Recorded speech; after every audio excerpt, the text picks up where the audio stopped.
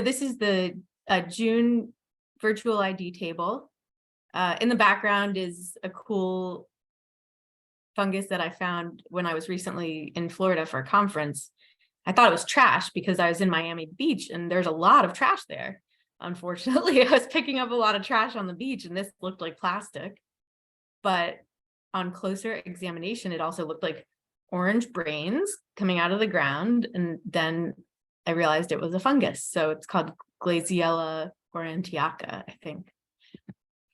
But back to our neck of the woods. So this is a huge bucket list item for me. And I'm wondering if anyone, I'm sure, I mean, I know some folks on there definitely recognize it, but does anyone want to put in the chat any thoughts about what this could be?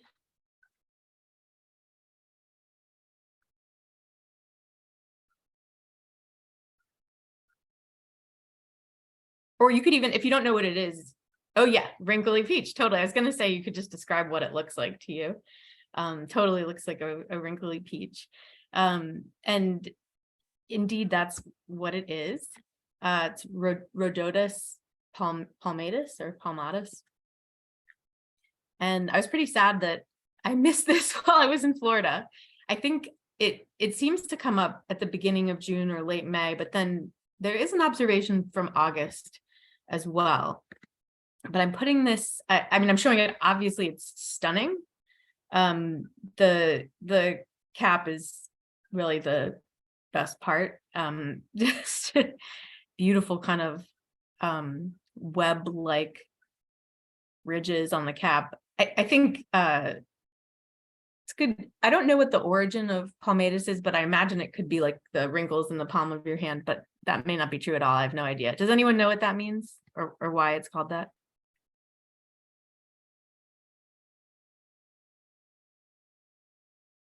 Oh, good. Someone said they aspire to find one day. Oh, and awesome. Michael, we said he finds it in April in Garrett County. So that's cool. That's a bit earlier, but higher elevation. Okay.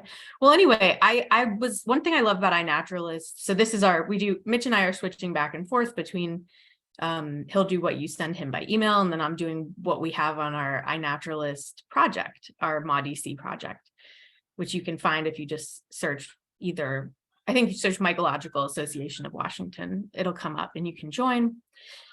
But one thing I really like about it, and using iNaturalist is, you know, if you see something like this and you have horrific FOMO and you are very sad that you didn't get to see it, you can kind of stack the deck for yourself, do your research and figure out how to rectify the situation. So that's what I was doing, trying to figure out where to be and when.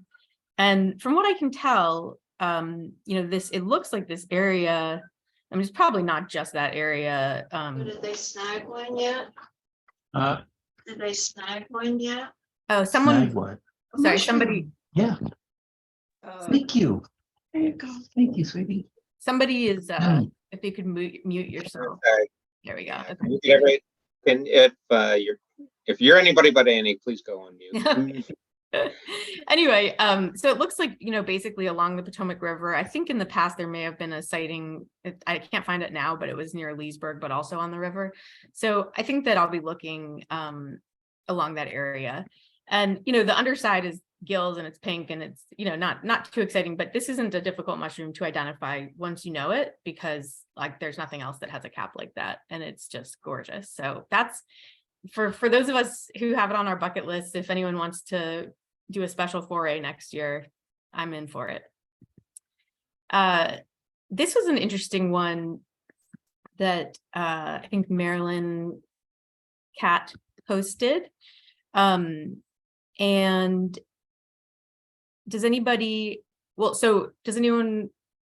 want to guess, first of all, in the chat, do you think it has gills or pores? Any guess? Yep. So someone guessed train wrecker, and I totally agree that initially you might say this looks a little like Neolentinus lepidius, the train wrecker mushroom, which has gills, although it's kind of like a polypore, which is interesting. But this has a different a different feature. So it similarly has like a very kind of, I guess like squamous type of cap with, those furry chunks, but this actually has a different shape than the train wrecker. You can see, it's maybe hard to see in this picture, but I think you can see that there's a deep crater in the middle of it. Yeah, and so totally. So these are great points coming up here. Maybe Brasidolia or Polyporus.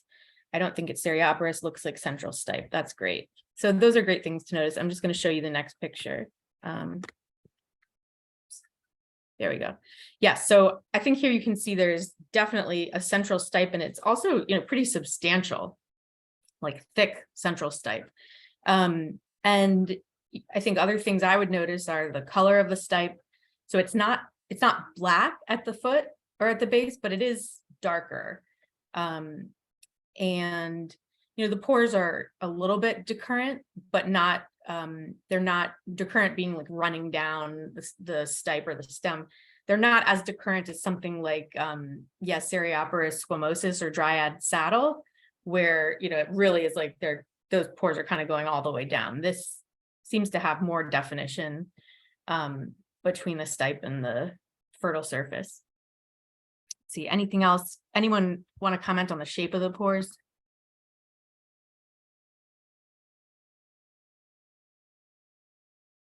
I guess I would just say they're not round. They are a little bit, they're a little bit sort of elongated or a little bit angular. So in the ID for this, the person who posted it thought initially that it was Neophavelus alveolaris, although, I think we probably have a similar species, Neophavelus americanus. And when I saw it, I thought it's probably not that. And I thought it might be helpful to go through a little key together. And so this is a key it's on mushroomexpert.com, Michael Kuo's website. It's a key to stem pale flesh polypores, and I think it's a good key. And so the first kind of questions you have to answer are, where is it growing, which is always a good place to start. And so in this case, it's growing, on kind of a stick or above ground. It's not at the base of a tree or a stump, the way that if you've seen like Polyporus umbellatus, the desired umbrella polypore, or even Grifola frondosa, like kind of the woods, that we often see those sort of at the base of a tree, but this is often just growing on a piece of wood, but above ground. And then I mentioned that even though the stipe or the stem is darker, it's not totally black. And so basically we're starting at 2. And then we go to 2, and it's talking about the color of the stem at maturity, and it's not black. So I would say 6, we're going to go to 6. And then 6, you get into the shape of the pores. So this is a little tricky. Are the pores hexagonal or angular and radially elongated, or are they round and somewhat angular, but not hexagonal? I think that's a little tricky. And if you went down the first path saying, I think these are hexagonal and they're definitely angular and radially elongated, you could find yourself, at either Polyporus arcularius, which now I think is a lentinus, or Neophavelus. But I think actually, like, these pores are probably not hexagonal. And if you looked at a Neophavelus, I think you could see that these, although they're not perfectly round, they're not as dramatic. So we're gonna go with, I think you guys can see my pointer. We're at 6, we're gonna go to 10. And then we have a color of the cap, and I think it's probably gonna go to 12, and we don't have to go through all of the details of it. I like to show you guys keys, just because I use a lot of keys and it's good to figure out kind of how to use them. But here, let's see, we don't know if the spores are amyloid or anamyloid because we're not looking at it under a microscope, but we can get to, I guess we can get to 14, growing on the wood of hardwoods or conifers, flesh not becoming very hard on drying. 15, we know we're not found in the Southwest, we're east of the Rocky Mountains. And then we get to 16 and we're talking about the number of pores per millimeter. And you know, I didn't get a thing to measure this, but I think, you know, it's like, are they tiny, tiny, tiny, or are they kind of medium size? So I think they're more like 1 to 3 pores per millimeter. And here you're getting polyporous craterellus. So that was, you know, the academic exercise of going through the key. And here are some synonyms. I think these are all synonyms for polyporous craterellus. Someone had mentioned in the chat Brasidolia craterella, which is probably what I would have called this last summer when I was finding it. And, you know, I think the how I would tell it apart from some of the other polypores is that, you know, it really does have that kind of central depression in the cap. And it's like more substantial and thicker than some things. And hold on one second. Sorry. But now I think I've seen a lot of people calling it polyporous phagicola, referring to growing on beech trees. And I'm not exactly sure. I think Brasidolia and polyporous are synonymous. I'm not exactly sure why we're calling it, why I've seen people who I trust calling it more polyporous phagicola as opposed to Brasidolia. I was trying to find a paper that might explain it and I couldn't really find it. So if anyone knows what the reason is, that would be very interesting to me. But I do note that Brasidolia is a newer name, and polyporous craterellus and polyporous phagicola are both much older names. And obviously taxonomically, you know, if something is a synonym, we like to pick the old names. So maybe that's the reason. I don't know if the host here was beech, but I think there's probably a good chance that it was. Okay. And then this is just another thing of interest, I thought. Does anyone want to guess what this is?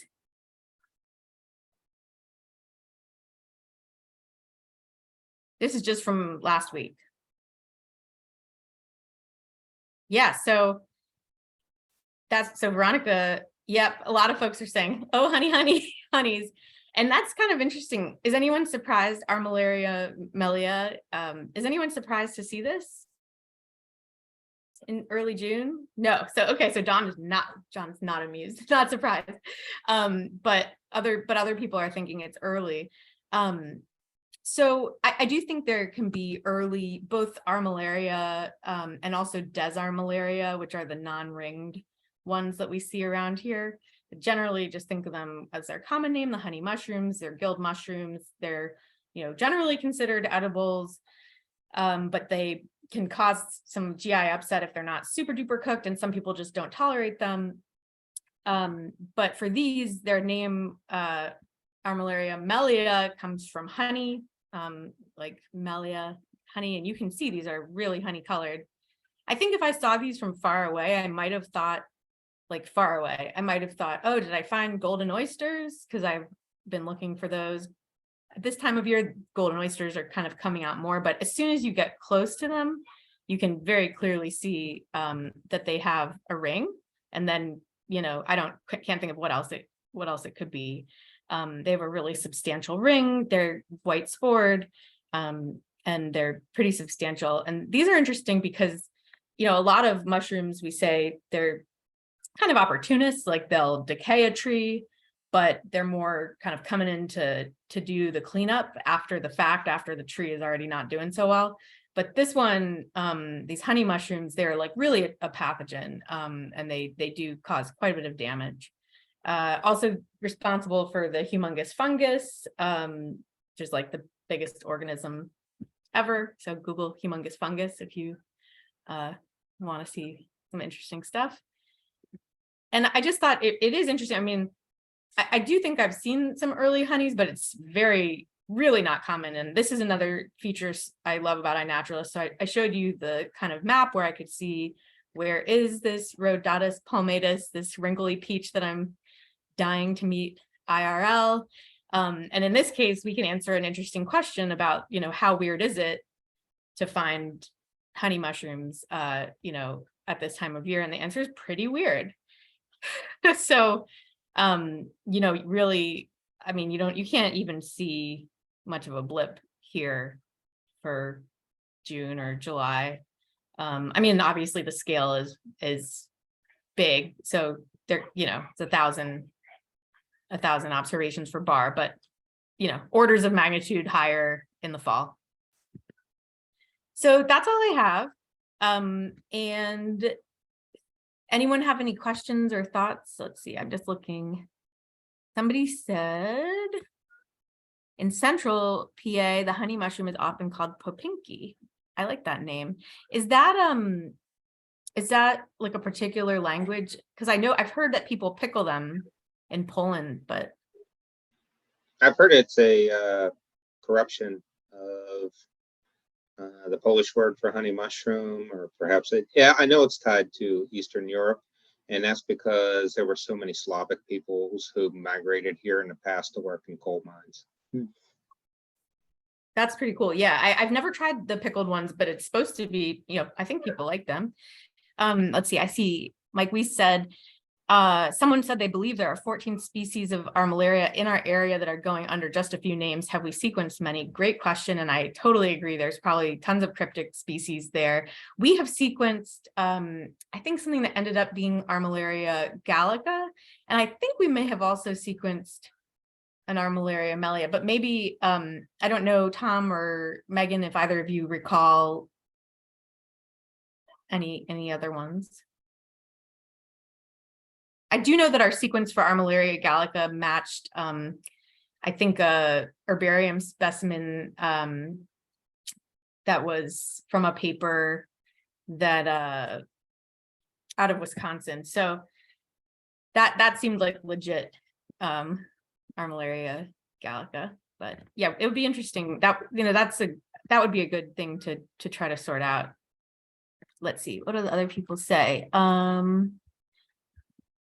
That's a little bit slow. Polish ancestry. Popinki is what I see in Russian markets. They're sold frozen, also salted and pickled. To mitigate the slimy texture, they're often cooked with grains in the mix, such as buckwheat. I totally agree they have a slimy texture. I've kind of attempted to mitigate that by doing things like I made meatballs out of them, like no meatless meatballs. I ground them because I was like, these seem slimy the way that meat can be like that. So those were okay. But yeah. All right.